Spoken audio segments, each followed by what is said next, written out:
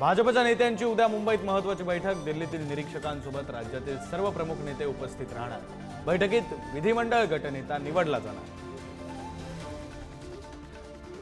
महायुतीत भाजपचा strike rate सर्वाधिक। राज्यात देवेंद्र फडणवीसच मुख्यमंत्री होतील असं वाटतंय। भाजप नेते गिरीश महाजन यांनी व्यक्त केला विश्वास। राज ठाकरेंना मोठा धक्का। मनसे पक्षाची मान्यता रद्द होण्याची शक्यता। विधानसभेला एकही आमदार निवडून न आल्यानं धोक्याची घंटा। विधानसभेतील महायुतीच्या विजयानंतर लाडक्या बहिणींकडून मुख्यमंत्री एकनाथ शिंदेंचं अभिनंदन। वर्षा निवासस्थानी महिलांकडून शिंदेंचा सत्कार आणि औक्षण। महायुतीत 6 ते 7 आमदारांमागे एका मंत्रिपदाचा फॉर्म्युला ठरल्याची माहिती। भाजपला 22 ते 24, शिंदेंच्या शिवसेनेला 10 ते 12, तर अजित पवारांच्या राष्ट्रवादीला 8 ते 10 मंत्रिपदं मिळण्याची शक्यता।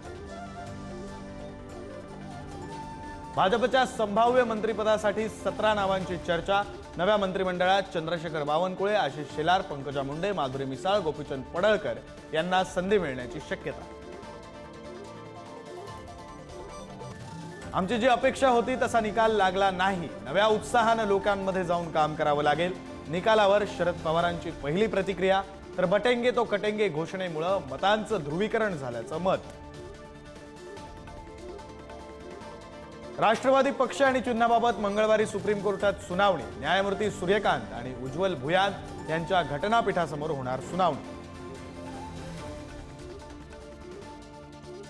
अनधिकृत मजार आणि चादरी काढून टाका, अन्यथा बुलडोझर देवा पॅटर्न पुन्हा चालेल। नितेश राणेंचं अल्टिमेटम।